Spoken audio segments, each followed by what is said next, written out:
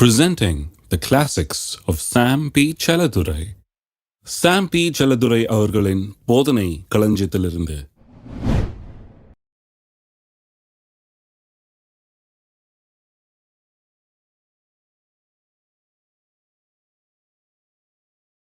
இவை எல்லாவற்றிலும் நாம் நம்மில் அன்பு கூறுகிறவராலே முற்றும் ஜெயங்கொள்ளுகிறவர்களாய் இருக்கிறோமே. நான் பிசாசை எடுத்து சண்டை போட்டேன்னா, நான் பாதாளம் வர போனேன்னா, நான் சிலுவையில் மறிச்சேன்னா, நான் ரத்தம் சிந்தினேன்னா, என்னையா துப்புனாங்க, என்னையா அடித்தாங்க, என்னையா சிலுவையில் ஏற்றுனாங்க, எனக்கா முழுக்கிடம் சூட்டினாங்க, எனக்கா ஆணி அடித்தாங்க, என்னையா என் உடம்பெல்லாம் உழுத நிலம் போல் ஆகி என்னை அடித்தாங்களா, நோகாமல் எந்த ஒரு இதுவும் இல்லாமல் நான் அவரை விசுவாசித்தேன். அவர் பட்ட பாடுகள் மூலமாக வந்த வெற்றி, அவருடைய காயங்கள் மூலமாக வந்த வெற்றி, அவருடைய மரணத்தின் மூலமாக, அவருடைய சாவின் மூலமாக வந்த வெற்றி, அவர் அங்க பட்ட பாடுகள் மூலமாக அவர் சம்பாதித்த வெற்றி இலவசமாய் எனக்கு சொந்தமாகிவிட்டது. ஃப்ரீயா. நான் மோர் தென் கான்கரர். அவர் கான்கரர், நான் மோர் தென் கான்கரர். நான் வெற்றி சிறந்தவரை காட்டிலும் ரொம்ப சிறந்தவனாயிட்டேன். ஏன்னா அவர் பாடுபட்டு எனக்கு சம்பாதிச்சார். நான் பாடே படாம நான் சந்தோஷமா விசுவாசித்து நான் இதை பெற்று கொண்டேன். தேவன் இதை எனக்கு ஈவாக கொடுத்திருக்கிறார். ஏன் மோர் தென் கான்கரர்ஸா இருக்கிறோம்? கடவுள் நம்மளை அன்பு வந்துட்டார். நான் ஒன்றும் பெரிய பரிசுத்தவான் கிடையாது, நான் ஒன்றும் பெரிய பர்ஃபெக்ட் கிடையாது, நான் ஒன்றும் ரொம்ப நல்லவன் கிடையாது. நான் முற்றும் ஜெயம் கொள்கிறவன் ஆகிறதுக்கு, நான் மோர் தென் கான்கரர்ஸ் ஆகிறதுக்கு எனக்கு எந்த தகுதியும் கிடையாது. ஆனால் ஒரே ஒரு காரியம் எனக்கு இருக்குது. அது என்னன்னா கடவுளுடைய அன்பு. கடவுள் என்னை அன்பு கூர்ந்து விட்டார். இருக்கீங்களா? ஒவ்வொரு நாளும் நம்முடைய உள்ளம் இதை குறித்த வியப்பினால் நிறைய வேண்டும். நம்ம யாருக்குமே தகுதி கிடையாது, ஆனால் கடவுள் நம்மளை அன்பு கூர்ந்து விட்டார். ஏன்னு எனக்கு தெரியல. ஏன் நம்மளை அப்படி அன்பு கூறணும்? அதுதான் வியப்பா இருக்குது. கடவுள் நம்மளை அன்பு கூர்ந்து நம்மை மோர் தென் கான்கரர்ஸ் ஆக்கிட்டாரு. எல்லா ஜெயத்தையும் நமக்கு சொந்தமாக்கி விட்டார். இதுதான் வேதவசனத்தின் உண்மை. இது வேதவசனத்தில் திட்டவட்டமாக எல்லா இடத்துலையும் போதிக்கப்படுகிறது. இதோ எங்கேயோ இருந்து நான் சொல்கிற காரியம் இல்லை. இது வேதவசனம் திட்டவட்டமாக நமக்கு போதிக்கிற காரியம். 1 யோவான் திருப்பம் நிறைய வசனங்களை பார்ப்போம். இப்போ எப்படி வேதவசனத்தின் போதனையாக இது இருக்கிறது. வெறும் பவுல் மட்டுமில்லை, எல்லாருமே இதை போதிக்கிறாங்க. 1 யோவான் 5ஆம் அதிகாரம் 1ஆம் வசனத்திலிருந்து வாசிக்கிறேன். இயேசுவானவரே கிறிஸ்து என்று விசுவாசிக்கிற எவனும் தேவனால் பிறந்திருக்கிறான். எத்தனை பேர் இயேசுவானவரே கிறிஸ்து என்று விசுவாசித்திருக்கிறீங்க? அவர்களெல்லாம் என்ன பண்ணியிருக்காங்களாம்? தேவனால் பிறந்திருக்கிறார்கள். பாருங்க, இது ஏதோ சபையில் போய் ஞானஸ்தானம் எடுத்து மெம்பர்ஷிப் வாங்கிக்கிட்டு நம்ம ஒரு மதத்தில் சேர்ற விவகாரம் கிடையாது. அதெல்லாம் கிடையாதுங்க. நான் இயேசு கிறிஸ்து என்று விசுவாசித்த போது தேவனால் பிறந்து விட்டேன். அதான் நடந்திருக்குது. கோயிலில் போய் பேர் கொடுத்தேன் இல்லை, அங்கே எனக்கு கார்டு கொடுத்தாங்கன்னு கிடையாது, நான் சப்ஸ்கிரிப்ஷன் கட்டினேன்னு கிடையாது. நான் தேவனால் பிறந்திருக்கிறேன். எத்தனை பேர் தேவனால் பிறந்திருக்கிறீங்க? அப்ப தகப்பன் எப்படியோ அப்படிதான் பிள்ளைகளும். இருக்கீங்களா? எப்படி அப்பாவோ அப்படிதான் பிள்ளையும். அப்பா புலியா இருந்தா பிள்ளை ஆடா இருக்காது. ஏதோ கோளாறுன்னு அர்த்தம் இல்லையா? அப்பா புலினா பிள்ளையும் அதே நேச்சருடையதாக இருக்கும். அப்ப நாம் தேவனால் பிறந்திருக்கிறோம் சொன்னா அந்த தேவனுடைய சுவாபம், அந்த தேவனுடைய தன்மை, அந்த தேவனுடைய நேச்சர் அப்படியே நமக்கு கொடுக்கப்பட்டிருக்கிறது. அந்த சுவாபத்தை உடையவர்களாக இருக்கிறோம். பிறப்பித்தவரிடத்தில் அன்பு கூறுகிற எவனும் அவரால் பிறப்பிக்கப்பட்டவரிடத்திலும் அன்பு கூறுகிறான். இப்போ கவனிங்க, நாம் தேவனால் பிறந்திருக்கிறோம்னு சொன்னால் நமக்கு ஒரு புது நேச்சர் வந்திருக்குது. நம்ம ஒரு புது இனத்தை சேர்ந்தவர்கள், புது ஜாதியை சேர்ந்தவங்க. அது எந்த ஜாதி? நான் சொல்லுகிறேன், தேவன் ஜெயிக்கிற ஜாதி. ஹலோ, தேவன் தோக்கிற ஜாதியா? எதிரியா தோத்துருக்கிறாரா? அவரு தோக்கிற ஜாதியே கிடையாது. தேவன் தம்முடைய சாயலின்படி தம்முடைய ரூபத்தின்படி மனுஷனை உண்டாக்குனார். மனுஷன் ஜெயிக்கிறவனாய் இருக்க வேண்டும் சொல்லி தான் உண்டாக்குனார். முதல்ல அவன் பாவம் செய்ததன் மூலமாக தோக்கிறவனாக மாறினான். அன்றையிலிருந்து இன்றைய வரை எல்லா தலைமுறையாக மனுஷனுக்கு ஜெயிக்கிறதுனா என்னன்னு தெரியல. அவன் நினச்சிட்டு இருக்கான் இது ஜெயம்னு. கடைசியில் ஜெயம் நினச்சி எதையெல்லாம் அடையிறானோ அதெல்லாம் அவனுக்கு ஒரு சந்தோஷத்தை தர்றது கிடையாது. ஏனென்றால் ஒரு காரியத்தில் ஜெயம் மாதிரி இருக்குது, இன்னும் 10 காரியத்தில் தோல்வி மாதிரி இருக்குது அவனுக்கு. அது உண்மையான ஜெயம் கிடையாது. ஆனால் தேவன் உண்மையாய் ஜெயிக்கிறவர்களாய் நம்மை மாற்றுகிறார். The power to conquer, the power to over come. நம்ம ரட்சிக்கப்படும் முன்னால் இந்த பழைய மனிதன் இருந்தான் பார்த்தீங்களா, நான் என்னுடைய பழைய மனிதன், நான் எப்படி இருந்தேன் முன்னே, கிறிஸ்துவுக்குள்ளே வர்றதுக்கு முன்னால் நான் எப்படி இருந்தேன், அதுதான் பழைய மனிதன். அந்த பழைய மனிதன் இப்போ செத்து போனான், அவனை அடக்கம் பண்ணியாச்சு, அதான் ஞானஸ்தானம், அதுக்கு ஒப்பாக இருக்கிறது. இப்போ ஒரு புது மனுஷனாக நான் எழுந்து விட்டேன். அந்த பழைய மனுஷன் ஒளிஞ்சாச்சு. அந்த பழைய மனுஷனுக்கு வெற்றினாலே என்னன்னு தெரியாது, ஜெயம்னாலே என்னன்னு தெரியாது. அந்த பழைய மனுஷனுக்கு வெறும் தோல்வியும் விரக்தியும் தான் தெரியும். ஆனால் இந்த புதிய மனுஷனுக்கு தோல்வி என்பதே கிடையாது, வெற்றி மட்டுமே. அப்படிப்பட்டவர்களாய் பிறந்திருக்கிறோம் நாம். உங்களுடைய புது பிறப்பை நீங்கள் தெரிஞ்சுக்கணுங்க, என்ன ஆச்சுன்னு. மறுபிறப்புனா என்னன்னு தெரிஞ்சுக்கணும், ரட்சிப்புனா என்னன்னு தெரிஞ்சுங்க. நீங்கள் என்னைக்கு ரட்சிக்கப்பட்டீங்களோ அன்னைக்கே வெற்றியின் மனிதர்களாக தேவன் உங்களை உருவாக்கி இருக்கிறார். அதனால தான் வேதம் சொல்லுறது, ஒரு கிறிஸ்துவுக்குள் இருந்தால் அவன் புது சிருஷ்டியா இருக்கிறான், பழையவளெல்லாம் ஒளிந்து போயினான். அந்த பலவீன மனிதன் ஒளிந்து போய்விட்டான், தோல்வி மனிதன் ஒளிந்து போய்விட்டான். இப்ப என்ன, புது சிருஷ்டி, புது விதமாக தேவன் உங்களை உருவாக்கி இருக்கிறார். எப்படி உருவாக்கி இருக்கிறாரு? வெற்றியின் மனிதர்களாக இப்போ உருவாக்கி இருக்கிறார். இப்போ மறுபடியும் அவருடைய சாயலின்படி, நீதியின்படி, பரிசுத்தத்தின்படி நாம் உண்டாக்கப்பட்டிருக்கிறோம் வெற்றியின் மனிதர்களாக. இந்த வெற்றியின் தன்மை நமக்குள்ள வந்துடுச்சு. அப்ப ரட்சிக்கப்பட்ட ஒவ்வொருவரும் ஜெயத்தை விசுவாசிக்கணும், ஜெயத்தை நம்பணும். நான் ஜெயிக்க பிறந்தவன் அப்படிங்கிறத நம்பணும். இருக்கீங்களா? எல்லாரும் சொல்லுங்க, நான் ஜெயிக்க பிறந்தவன், ஜெயிக்கிற தன்மை உடையவன். என்னுடைய பரலோக பிதா ஜெயிக்கிறவர், நானும் ஜெயிக்கிறவன். நான் தேவனால் பிறந்தவன், நான் ஜெயிக்கிறவனாக இருக்கிறேன். அப்ப ஜெயிக்கிறதுங்கிறது நம்முடைய தன்மையிலேயே இருக்கிறது. இப்போ அடுத்த வசனத்தை பாருங்க. நாம் தேவனிடத்தில் அன்பு கூர்ந்து அவருடைய கற்பனைகளை கை கொள்ளும் போது தேவனுடைய பிள்ளைகளிடத்தில் அன்பு கூறுகிறோம் என்று அறிந்து கொள்கிறோம். நாம் தேவனுடைய கற்பனைகளை கை கொள்வதே அவரிடத்தில் அன்பு கூறுவதாம். அவருடைய கற்பனைகள் பாரமானவைகளும் அல்ல. அதாவது பிறந்த உடனே குழந்தைக்கு பால் ஆகாரம்லாம் கொடுக்குற மாதிரி இந்த புது சிருஷ்டியாய் தேவனால் பிறந்தவர்களாக இருக்கிறோம் இல்லையா, நமக்கு ஆகாரம் என்ன? தேவனுடைய வார்த்தை. இது ஒரு பாரம் இல்லை. குழந்தை பால் குடிக்கிறது ஒரு பாரமா? சாப்பிட்றது ஒரு பாரமா? கிடையாது. சாப்பிட சாப்பிட அந்த குழந்தைக்கு என்ன ஆகுது? பலன் அதிகம் உண்டாகிறது, வளர்ச்சி உண்டாகிறது, சக்தி உண்டாகிறது, எல்லாம் உண்டாகிறது. அப்போ அதே போல தான் விசுவாசிக்கு தேவனுடைய வார்த்தை. தேவனுடைய வார்த்தை ஒரு பாரம் இல்லை, கர்த்தருடைய கட்டளைகள் ஒரு பாரம் இல்லை. அவன் அதை வாசிக்கிறான், அதை நம்புகிறான், அதை அறிக்கை செய்கிறான், அதுபடி நடக்கிறான். இதெல்லாம் ஒரு பாரம் இல்லை, இதில் வாழுகிறான். ஏனென்றால் இப்படி வாழும்போது இந்த வெற்றியின் ஆகாரம், பைபிள் என்னது இது? வெற்றியின் ஆகாரம். நிறைய பேர் இன்னைக்கு வெற்றி இல்லை, ஏன்னா இதை ஆகாரமாக உட்கொள்றது இல்லை, இதை சாப்பிட்றதே கிடையாது. மற்ற எல்லாத்தையும் சாப்பிட்றது, சிக்கன் 65லேருந்து பட்டர் சிக்கன் வரைக்கும் சாப்பிட்டாச்சு. ஆனால் இதை ஒழுங்காக சாப்பிட்றது இல்லை. இதை சாப்பிடாதனால ஒரு ஆவிக்குரிய சக்தி உள்ள இல்லை, ஆவிக்குரிய பலன் உள்ள இல்லை. இதை கேட்டு இதன்படி நடக்கும்போது உள்ள ஒரு ஆவிக்குரிய பலனா உள்ளவர்களாக மாறுகிறோம் நம்ம. அது என்னத்தை பிறப்பிக்கிறது? அது என்னத்தை உண்டாக்குகிறது? 4ஆம் வசனம் பாருங்க. தேவனால் பிறப்பதெல்லாம் உலகத்தை ஜெயிக்கும். தேவனால் பிறப்பது எல்லாம் உலகத்தை ஜெயிக்கும். தேவனால் பிறந்த சிலது உலகத்தை ஜெயிக்கும், சிலது ஜெயிக்காதுன்னு கிடையாது.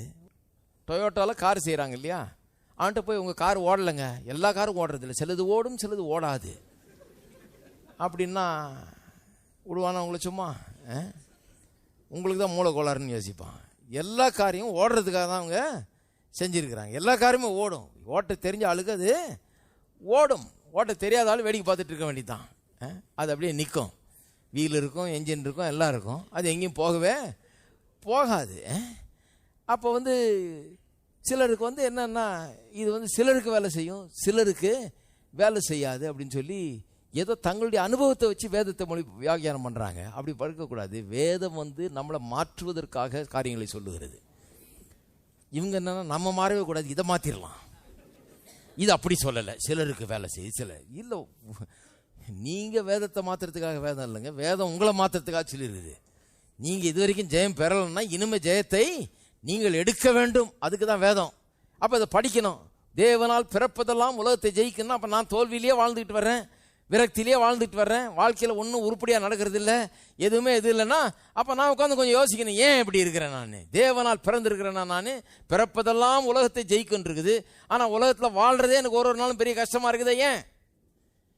என்ன கோளாறு? என்னத்தை நான் சரி செய்ய வேண்டியதாக இருக்குது? எந்த பகுதி என் வாழ்க்கையில் நான் கவனிக்க வேணும்? எதனால நான் இப்படி இருக்கிறேங்கிறத நான் கவனிக்க வேண்டும். பாருங்க, தேவனால் பிறப்பதெல்லாம் உலகத்தை ஜெயிக்கும். தேவனுடைய வார்த்தை பாருங்கள் நம்மளை ஜெயிக்கிறவரெல்லாம் மாற்றுகிறது. ஜெயிக்கிறதுங்கிறது ஒரு சந்தோஷகரமான ஒரு காரியம். தோக்கிறது, விரக்தி அடைகிறதுங்கிறது அதில் சந்தோஷமும் கிடையாது, ஒன்றுமே கிடையாது. It's not fun to be defeated. தோல்வி மேலே தோல்வி கண்டுக்கிட்டே இருந்தால் வாழ்க்கை ரொம்ப சந்தோஷமாக இருக்குமா? அதில் ஒன்றுமே கிடையாது. ஜெயிக்கிறதெல்லாம் சந்தோஷம் இருக்கிறது. அப்போ நம்ம உலகத்தாரை காட்டில் வித்தியாசமாக இருக்கிறோம். அவங்க இந்த ஜெயிக்கிற தன்மை இல்லாதவர்களாக இருக்கிறார்கள். நமக்குள்ள ஜெயிக்கிற தன்மை இருக்கிறது. ஏனென்றால் நம் தேவனால் பிறந்தவர்கள். இன்னொரு வசனத்தை வாசிக்கிறேன் பாருங்க, திருப்பி வருவோம் 1 யோவான் 5க்கு. அதில் இன்னும் சில காரியம் சொல்ல வேண்டியதாக இருக்குது. யோவான் எழுதின சுவிசேஷம் 16ஆம் அதிகாரத்துக்கு போவோம். கடைசி வசனம் 33ஆம் வசனம். யோவான் 16:33 தமிழில் வாசிக்கிறேன். வாசித்த பிறகு இங்கிலீஷில் ஆம்பிளிஃபைடு பைபிள்லையும் வாசித்து காண்பிக்கிறேன் உங்களுக்கு. நான் அதில் ரொம்ப அழகாக வந்திருக்குது. 16:33 என்னிடத்தில் உங்களுக்கு சமாதானம் உண்டாயிருக்கும் பொருட்டு இவைகளை உங்களுக்கு சொல்லுகிறேன். உலகத்தில் உங்களுக்கு உபத்திரவம் உண்டு, ஆனாலும் திடன் கொள்ளுங்கள், நான் உலகத்தை. அப்படின்னா என்ன அர்த்தம்?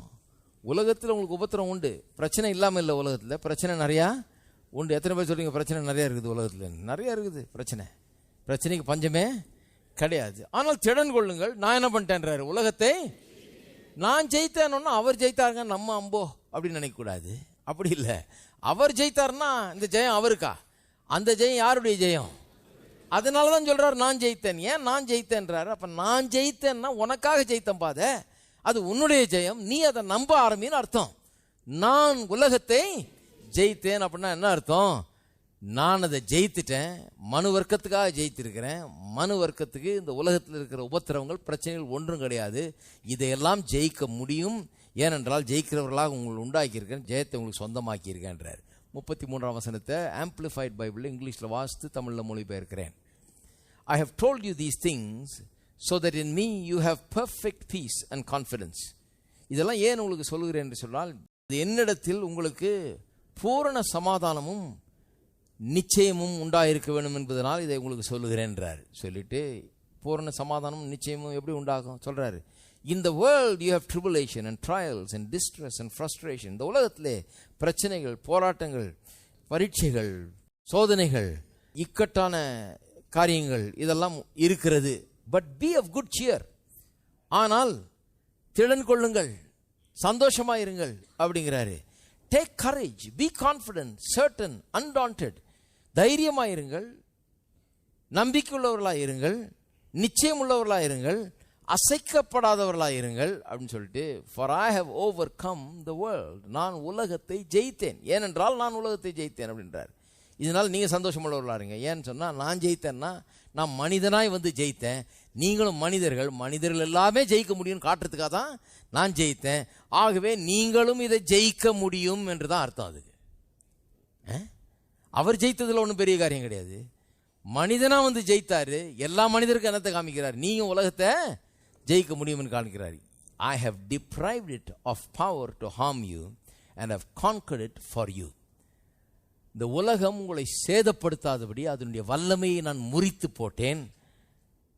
நான் அந்த உலகத்தை உங்களுக்காக ஜெயித்திருக்கிறேன். I have conquered it for you. உலகத்தை உங்களுக்காக ஜெயித்திருக்கிறேன். அப்படின்னா என்ன அர்த்தம்? இந்த உலகத்தை ஒரு ஆள் ஜெயித்து காமிச்சிட்டாரு.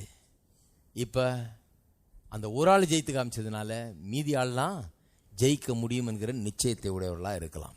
அந்த காலத்தில் ஆல்கட்ராஸ் என்கிற ஒரு கடலுக்கு நடுவில் ஒரு தீவு மாதிரி இருந்தது பாருங்கள். அதில் ஒரு சிறைச்சாலை வச்சுருந்தாங்க, சான் பிரான்சிஸ்கோ பக்கத்தில். இது உண்மையாக நடந்த ஒரு சம்பவம். அதில் ஒரு சிறைச்சாலை வச்சுருந்தாங்க. அந்த சிறைச்சாலையில் ரொம்ப அந்த தப்பிச்சு ஓடுற கிரிமினல்ஸ் இருக்காங்க பாருங்கள், குற்றவாளிகள், அவர்களை கொண்டு போய் அடைப்பாங்களாம். ஏன்னா அங்கேருந்து யாரும் தப்பிச்சு போனதா சரித்திரமே கிடையாது. ஆல்கட்ராஸ்லேருந்து தப்பிச்சு போனதா சரித்திரமே கிடையாது. 4-5 தடவை எஸ்கேப் ஆகி ஓடி இருக்கான்னா அவனை கொண்டு போய் நேரம் அங்கே அடைச்சிருவாங்க. ஏன்னா இனிமேல் ஓடுறதுக்கு அவனுக்கு சான்ஸே கிடையாது. அப்படிப்பட்ட ஒரு இடம். ஏன்னா சுற்றி கடல், அவன் தப்பிச்சு கடலில் இறங்கினா கூட பணத்தை தான் கண்டெடுக்க முடியும் மொழி, அவன் போய் சேர மாட்டான். இப்படி தான் கடல் நடந்துருக்குது. அதனால தப்பிக்கிற அட்டம்ப்டே அங்கே போகிறவங்கெல்லாம் மறந்துடுவாங்க முக்கால்வாசி. அப்படிப்பட்ட ஒரு இடத்துல ஒரு ஆளை விட்டுருக்காங்க பாருங்கள். அவன் விட்டு அவனுக்கு தப்பிக்கணும்னு தினந்தோறும் ஒரு உந்துதல். அவன் என்ன பண்ணான், திட்டம் போட்டு கூட 4 பேரை கூட்டிக்கிட்டு தப்பிக்கிறதுக்கெல்லாம் திட்டம் போட்டு கொஞ்சம் கொஞ்சமாக சுரண்டி இரண்டி இது பண்ணி என்னமோ பண்ணி கடைசியில் ஏதோ பைப் மூலமாலாம் இறங்கி வெளியே வந்து அந்த கடல் தண்ணியில் வந்து போட்டு மாதிரி ஒன்று செஞ்சு எல்லாம் பண்ணி அந்த கடலை கடந்துட்டான் பாருங்க, தப்பிச்சிட்டான் ஆள். அவனை தேடி தேடி பார்க்குறாங்க, நிச்சயமாக செத்துருப்பாங்க அந்த கடல்லன்னு சொல்லி தான் தேடி தேடி பார்க்குறாங்க. ஆள் தப்பிச்சு நாட்டை விட்டே ஓடி போயிட்டான் ஆள். என்ன ஆச்சு தெரியுமா? அந்த சிறைச்சாலையே இழுத்து மூடிட்டாங்க. ஏனென்றால் ஒருத்தன் தப்பிச்சிட்டான்னா அப்போ மீதி பேரும் தப்பிக்க முடியும். ஒரு சாம்பிள், ஒரு பானைக்கு ஒரு சோறு பதம்னு வாங்க நம்ம ஊரில். ஒரு ஆள் போயிட்டான்னா மீதி பேரும் அதனுடைய புகழே கெட்டு போச்சு அன்னையிலிருந்து. நான் சொல்லுகிறேன், உலகத்தை ஒருவர் ஜெயித்து விட்டார், இயேசு. உலகத்தை ஜெயிக்கவே முடியாமல் இருந்தாங்க ஜனங்க. ஏன்னா எல்லாம் பாவத்தில் கடந்தார்கள், ஜெயிக்க முடியாத இருந்தாங்க, எல்லாரும் தோல்வியில் கடந்தாங்க. ஒருத்தர் வந்து ஜெயித்துட்டாரு. அந்த ஒருத்தர் ஜெயித்ததுனால இனிமேல் எல்லாரும் ஜெயிக்க முடியும் என்கிற சாத்தியக்கூறு உண்டாகிவிட்டது. எல்லாரும் ஜெயிக்கலாம், நீங்களும் ஜெயிக்கலாம், நானும் ஜெயிக்கலாம். ஜெயிக்க முடியாதுன்னு ஒன்றும் கிடையாது. உலகத்தை பார்த்து நம்ம பயப்பட வேண்டியதில்லை, பிரச்சனைகளை பார்த்து நம்ம பயப்பட வேண்டியதில்லை. இயேசு ஜெயித்தார். மனுஷனாக வந்து நம்ம போல மாம்சம் ரத்தம் எலும்பு உடையவராக வந்து வாழ்ந்து அவர் ஜெயித்தார். நானும் அதை ஜெயிக்க முடியும். இருக்கீங்களா? அதனால தான் திடன் கொள்ளுங்கள்ன்றாரு. யோவான் எழுதின சுவிசேஷம் 17ஆம் அதிகாரத்தை பார்ப்போம். அடுத்த அதிகாரம் 14-15. நான் உம்முடைய வார்த்தைகளை அவர்கள் கொடுத்தேன். அதாவது ஜெபிக்கிறார் சீஷர்களுக்காக, ஜெபம் பண்ணிக்கிட்டே சொல்கிறார் பிதாவின் இடத்துல இயேசு. நான் உம்முடைய வார்த்தையை அவர்களுக்கு கொடுத்தேன். நான் உலகத்தான் அல்லாதது போல அவர்களும் உலகத்தார் அல்ல. ஆதலால் உலகம் அவர்களை பகைத்தது. அதாவது சீஷர்களும் உலகத்தார் அல்லன்றார். இவரை போலவே அவர்களும் தேவனுக்கு சொந்தமானவர்கள் சொல்லிட்டு, நீர் அவர்களை உலகத்திலிருந்து எடுத்துக்கொள்ளும்படி நான் வேண்டிக் கொள்ளாமல். உலகத்திலிருந்து இப்படி ஒரு ஜெபத்தை பண்ணியிருக்கிறார் இயேசு. அதனால தான் நிறைய கிறிஸ்தவங்க போகிறேன்னு ரெடியாக இருந்தாலும் போகிறதுக்கு ஒன்றும் வழி இல்லை. நிறைய கிறிஸ்தவங்க சொல்கிறாங்க, ஆண்டவரே நான் ஆயத்தம். ஆண்டவர் சொல்கிறாங்க, அங்கேயே கடை இப்போ நான் உடனே வந்துடுறேன் ஆண்டவரே, சீக்கிரம் வேணாம் நீ அங்கேயே இருங்கிறாரு. நிறைய பேருக்கு ரொம்ப வருத்தம். நான் சொல்லிகிட்டே இருக்கேன், ஆண்டவர்கிட்ட 10 வருஷமாக இன்னும் எடுக்க மாட்டேன்றாரு. என்ன அவர் தான் ஜெபம் பண்ணிட்டு போயிட்டார். அவர் ஜெபத்தை கடவுள் கேட்டார். என்ன ஜெபம் பண்ணார் அவர்? உலகத்திலிருந்து எடுத்துக்கொள்ளும்படி நான் வேண்டிக் கொள்ளவில்லை. நிறைய பேருக்கு பாருங்க, உலகத்தில் ஒரு கஷ்டம் வந்த உடனே என்ன எண்ணம்? போயிட்டா போதும், எப்படியா நம்ம மோட்சம் போயிட்டா அந்த கஷ்டம் தீந்திர. கடங்காரன் வந்து தட்டிக்கிட்டே இருக்கிறான் கதவை, ஆண்டவரே சீக்கிரம் நாளைக்கு நீர் வாரம், இல்லைன்னா நான் வந்துடுறேன். நான் நினைப்பேன் ரொம்ப ஆவிக்குரிய கிறிஸ்தவர்கள். அப்புறம் தான் தெரிஞ்சது இவங்க ஆவிக்குரியவங்களே கிடையாது. இந்த உலகத்தின் பிரச்சனைகளை பார்த்து பயந்தாங்குழிங்க பயந்துக்கிட்டு ஓடி போயிடலான்னு நினச்சிக்கிட்டு இருக்காங்க, பறந்து போயிடலான்னு. கடன் வாங்கும்போதே சொல்லியிருக்கணும் அவன்கிட்ட, நாங்கள் ஒரு வேளை சில நாள் பறந்து போவோம். இந்த கொடுப்பானா கடன்? கொடுக்க மாட்டான். அந்த பறந்து போகிற இனம் ஒன்று இருக்குது, அதை பார்த்து கொடுத்துறாரு. திடீர்னு ஓடி போயிட்டான்னு. கஷ்டம்னு வந்த உடனே எப்படியாவது போயிடலாம். இந்த கஷ்டத்தை விட்டு இது நிறைய பேருக்கு பாருங்கள், சபையில் வந்து இந்த ஜெயத்தை குறித்து சொல்கிறதே கிடையாது. ஜெயத்தை குறித்து சொல்லித்தராதனால அவங்களுக்கு வந்து வேறு வாய்ப்பு கிடையாது. என்ன பண்ணுறது? எப்படியா போயிடணும், செத்து போயிடணும், பரலோகம் போயிடணும், என்ன மாதிரி அந்த மாதிரி ஆகணும், இல்லை இயேசுநாதர் வந்து நம்மளை கூட்டிகிட்டு போயிடணும். இப்படியே அவங்க பாருங்கள், நாள்தோறும் ஜெபமே இதுதான் அவங்களுக்கு. ஆண்டவரே நீர் வரீரா, நான் வரட்டா, சீக்கிரம் வரோம், இல்லை என்னையாவது எடுத்துக்கொள்ளும். இதே தான் ஜெபம் அவங்களுக்கு. ஆண்டவர் அந்த ஜெபத்தை கேட்குற மாதிரி தெரியல, அவரும் வர்ற மாதிரி தெரியல, இவங்களும் போகிற மாதிரி தெரியல. மாதம் பாட்டு உருண்டுகிட்டே இருக்குது, பில்லை பாட்டு கட்டிக்கிட்டே இருக்க வேண்டியதாக இருக்குது. கர்த்தரை கட்டி முடி எல்லாத்தையும்ன்றார். உலகத்தை ஜெயித்த நீயும் ஜெய். உலகத்தை ஜெயிக்கிறதுனா என்னன்னு கற்றுக்க. ஜெயிக்கிறவனா மாறு, தோல்வியிலே வாழ்ந்து கொண்டிருக்காத, ஜெயிக்கிறவனாய் மாறு என்கிறார். அப்போ சொல்கிறார் பாருங்க, நீர் அவர்களை உலகத்திலிருந்து எடுத்துக்கொள்ளும்படி நான் வேண்டிக் கொள்ளாமல், நீர் அவர்களை தீமை நின்று காக்கும்படி வேண்டிக் கொள்கிறேன். இந்த உலகத்தில் தான் இருக்கட்டும் அவங்க, ஆனால் தீமையிலிருந்து அவர்களை காக்கும்படி வேண்டிக் கொள்கிறேன். அப்போ நமக்கு ஒரு ப்ரொவிஷன் உண்டாக்கப்பட்டிருக்கிறது. என்ன அது? இந்த உலகத்தில் தான் இருக்கணும், நம்ம உலகத்தில் இருக்கணும்னு கர்த்தர் விரும்புகிறார். நம்ம உலகத்தில் இருக்கிறது நல்லது. இப்போ நான் அந்த உலகத்தில் இருக்கிறேன், அது நல்லது. இல்லைனா என்ன பண்ண முடியும்? ஒன்றுமே இங்கே நின்று பிரசங்கம் பண்ண முடியுமா? இன்றைக்கி இந்த உலகத்தில் இருந்தால் நான் பரலோகத்தில் இருந்து என்ன பிரயோஜனம் சொல்லுங்கள்? இங்கே இருந்தால் பிரயோஜனம். அதான் பவுல் சொல்கிறாரு, இங்கே இருந்தால் உங்களுக்கெல்லாம் நான் பிரயோஜனமாக இருப்பேன்றாரு. அப்போ இங்கே இருக்கிறதா தான், நீங்கள் இங்கே இருந்தால் தான் உங்கள் குடும்பத்துக்கு பிரயோஜனம், உங்கள் ஊருக்கு பிரயோஜனம், உங்கள் சபைக்கு பிரயோஜனம், உங்கள் நாட்டுக்கு பிரயோஜனம் எல்லாம். அப்போ நாம் இங்கே இருக்க வேணும். எவ்வளோ நாள் இருக்க முடியுமோ அவ்வளோ நாள் இருக்கணும்னு தான் கர்த்தர் விரும்புகிறாரு. நாமும் அதே தான் ஓடி போகிறதுலே இருக்கக்கூடாது, பிரச்சனையை கண்டு ஓட போகக்கூடாது, பிரச்சனையெல்லாம் மேற்கொண்டு இங்கே இருந்து வெற்றி காண வேண்டும். அப்போ தீமை நின்று காக்கும்படி வேண்டிக் கொள்றேன்றார். அப்போ காக்கிறதுக்கு ஒரு ப்ரொவிஷன் இருக்குது, நமக்கு ஒன்றும் ஆக போகிறது இல்லை. சேதப்படுத்தாதபடி அதனுடைய வல்லமையை முறித்து விட்டேன்றார். நான் உலகத்தை ஜெயித்தேன்றார். நீ ஒன்றும் பிரச்சனை ஒன்றும் பண்ணாது, பிரச்சனை உங்களை ஒன்றும் தோற்கடிச்சிடாது, பிரச்சனை உங்களை ஒன்றும் அழிச்சிடாது, பயப்படாதீங்கன்றாரு. தீமை நின்று காக்கும்படி வேண்டிக் கொள்ளுகிறேன்றார். இப்போ திருப்பி போவோம் 1 யோவான் 5 4 தேவனால் பிறப்பதெல்லாம் உலகத்தை பிறப்பதெல்லாம் ஜெயிக்குமா? எத்தனை பேர் தேவனால் பிறந்திருக்கிறீங்க? மீதி பேர் என்னங்க யோசிச்சுட்டு இருக்கிறீங்களா? பிறக்கலாமா வேணாமான்னு? தேவனால் பிறந்தவர்கள் எத்தனை பேர்? சரி, பிறப்பது எல்லாம் உலகத்தை ஜெயிக்கும் அப்படின்னா எல்லாமே ஜெயிக்கிற ஜாதி தான். அப்புறம் சொல்லியிருக்குது, நம்முடைய விசுவாசமே உலகத்தை ஜெயிக்கிற ஜெயம். இங்கே தான் விஷயம் இருக்குது. அவர் கேட்டார் பார்த்தீங்களா, 25 வருஷமா நானும் பைபிளை தூக்கிட்டு நானும் பிரசங்கம் பண்ணுறேன், நானும் ஆண்டவருக்காக வாழ்கிறேன், எனக்கு இல்லைங்களே. அதனால தான் சொல்கிறேன், சிலருக்கு ஜெயம் இருக்குது சிலருக்கு இல்லைன்னு. கிடையாது, நம்முடைய விசுவாசமே உலகத்தை ஜெயிக்கிற ஜெயம். அதனால தான் என்ன பண்ணணும் தெரியுமா? விசுவாசத்தை கற்றுக்கொள்ள வேணும். ஏன்னா அதில் தான் ஜெயம் உண்டாகிறது. விசுவாசம் எப்படி வருது? விசுவாசம் கேள்வியினால் வரும், கேள்வி தேவனுடைய வசனத்தினால் வரும். அப்போ தேவனுடைய வசனத்தை கேட்டுக்கொண்டே இருக்கணும். என்ன கேட்டுட்டு இருக்கணும்? பொழுதனைக்கு நான் 25 வருஷமா வெற்றி வெற்றி வெற்றி வெற்றி வெற்றின்னு கேட்டுக்கிட்டே இருக்கிறேன். பலர் போதிக்கிறத கேட்டுக்கிட்டே இருக்கிறேன். கேட்டு கேட்டு கேட்டு எனக்கு இன்னும் தாகம் தீர மாட்டேங்குது, இன்னும் கேட்கணும் போல இருக்குது. கேட்டுக்கொண்டே இருக்கிறேன். எவ்வளவு கேட்கிறேனோ அவ்வளவுக்கு அதிகமாக எனக்குள்ள இந்த வெற்றியின் உணர்வு உண்டாகிறது. அப்படிதான் விசுவாசம் வருது பாருங்க. ஆனால் ஒரு பிரச்சனை என்னன்னா, இன்னைக்கு நிறைய இடத்துல சபைகள் என்ன பாருங்க, அன்னைக்கு சொன்னதான் பொருளாதார செழிப்புன்னு எடுத்துக்கொள்ளுங்க. ஒரு நாளாவது ஒரு பாசிட்டிவா ஒரு நல்ல வார்த்தை பொருளாதார செழிப்பை பற்றி சொல்கிறாங்களா? சொல்லவே மாட்டாங்க. என்னைக்காவது வாயை திறந்து பணம்னு எடுத்தாலே ஜாக்கிரதை அப்படி தான் ஆரம்பிப்பாங்க. கெட்டு போயிடுவேன், பணம் ஆசை வந்துடும் உனக்கு, அப்புறம் அப்படியே ஆவிகரி ஜீவன் போயிடுமாக்கும். அப்படியே ஆமாம், இப்போ பெரிய வாழ்ந்துருக்குறாங்க, பணமே இல்லாமல் ரொம்ப நல்லா ஆவிகரி ஜீவித்தில் இருக்கிறாங்களாக்கும். எப்போவுமே நெகட்டிவாக தான் பேசுவாங்க பணத்தை பற்றி. எப்பவும் ஒரு நல்லா இருங்க, கர்த்தர் உங்களுக்கு பெருக்கத்தை தருவார், உங்களுக்கு தேவையெல்லாம் சந்திப்பார், உங்களுக்கு தேவைக்கு மேலாக அவர் தருவார், இப்படிலாம் சொல்கிறதே கிடையாது. உனக்கு தேவைக்கு அதிகமாக இருந்ததுன்னா நீ கெட்டு போயிடுவ, அப்படி தான் சொல்லிட்டு இருந்தாங்க. அது என்னன்னு தெரியல, ஒரு நல்ல வார்த்தை வாயிலேருந்து வரமாட்டேங்குது. இவங்களா கொடுக்க போகிறாங்க காசு. நான் தான் ஒருத்தர் கேட்டேன், ஒரு பிரச்சனை, யார் நீங்களா கொடுக்க போகிறீங்க? வாயை திறந்து கர்த்தர் ஒன்று ஆசீர்வதிப்பான்னு சொல்கிறது அவ்வளோ வாய் நோகுதா?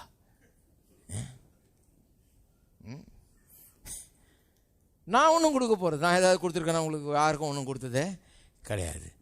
நான் சொல்லுறேன், உள்ளத்தில் உங்களுக்கு விசுவாசம் உண்டாகிறது, நீங்கள் கர்த்தரிடத்திலேருந்து பெற்றுக்கொள்றீங்க. அதான் ரைட் மெத்தடு. நான் கொடுத்தா தீராது, அது இன்னைக்கெல்லாம் கொடுத்தாலும் தீரவே தீராது. அதனால பிரச்சனை தீர போகிறதே கிடையாது. அவரவர் விசுவாசிக்க வேண்டும். அப்போ நம்முடைய விசுவாசமே உலகத்தை ஜெயிக்கிற ஜெயம்.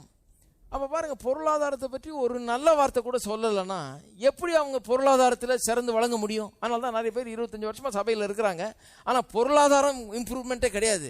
ஏன்னு சொன்னால் அதை பற்றி ஒரு நல்ல வார்த்தை கேட்கவே இல்லையே. விசுவாசம் கேள்வியினால் வரும், கேள்வி தேவனுடைய வசனத்தினால வரும். வசனத்திலிருந்து பொருளாதாரத்தை பற்றி என்னைக்கா சொல்லியிருக்காங்களா? திருப்பி திருப்பி திருப்பி திருப்பி சொல்ல சொல்ல சொல்ல சொல்ல தான் உள்ளத்தில் அது வரும். உள்ளத்தில் விசுவாசம் வரும். விசுவாசம் வந்தால் தான் பொருளாதாரத்தில் ஜெயம் வரும். இருக்கீங்களா? அப்போ விசுவாசத்தை கற்றுக்கொள்ள வேண்டும். கடைசியாக ஒரு வசனம், 2ஆம் அதிகாரம் 1 யோவான் 2. அப்போ நாம் ஜெயிக்கிறவர்களாக பிறந்திருக்கிறோம்.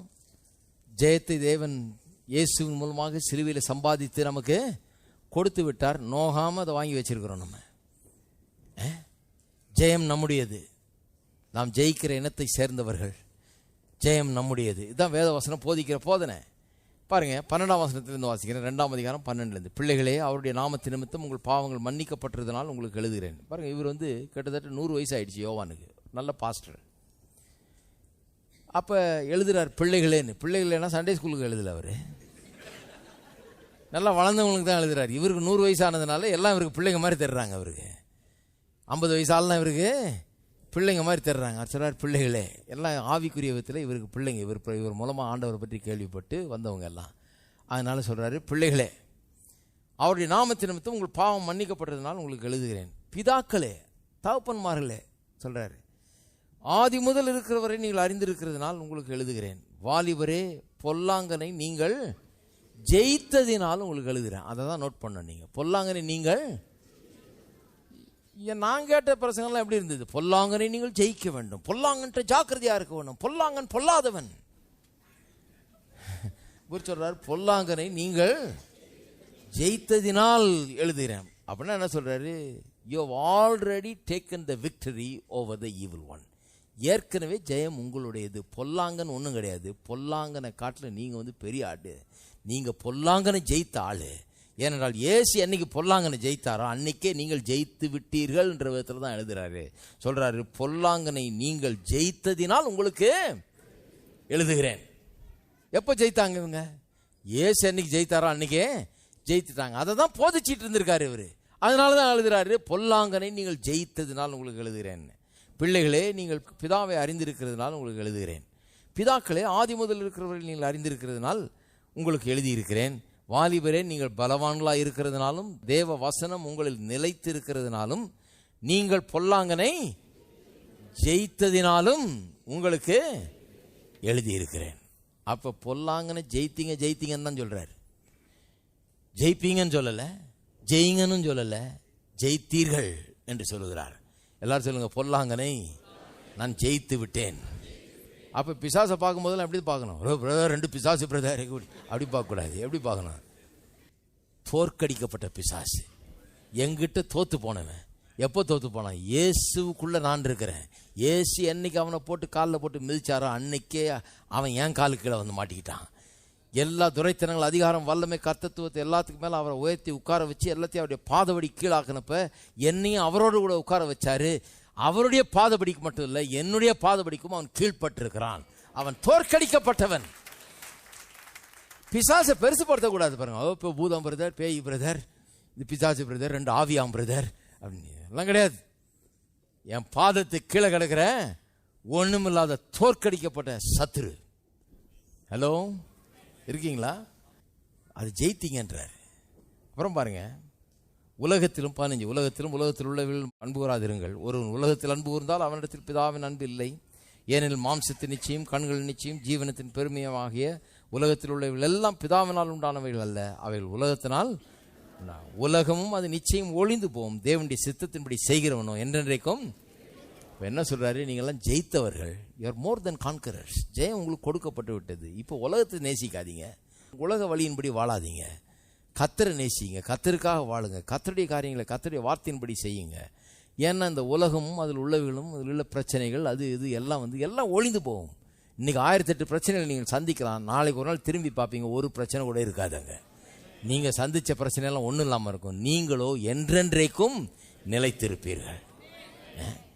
அந்த பிரச்சனைலாம் ஒன்றும் இல்லாமல் போய் நீங்கள் என்ன பண்ணுவீங்க? நிலைத்து 25 வருஷம் பொறுத்து பார்த்தீங்கன்னா அது வந்து ஆட்டின பிரச்சனை, உங்களை பிடிச்ச ஆட்டின பிரச்சனை எல்லாம் ஒன்றும் இல்லாமல் எங்கே போச்சுன்னே தெரியாது. நீங்களோ நிலைத்திருப்பீர்கள். அதனால வசனத்தில் நிலைச்சிருங்கன்றாரு. ஜெயித்தவர்கள் நம்புகின்றாரு. வாயில ஜெயத்தை பேசுங்கிறாரு. நீங்க இயேசுவோடு கூட ஜெயித்து விட்டீர்கள் என்பதை விசுவாசியுங்கள் என்கிறாரு. ஆமென்.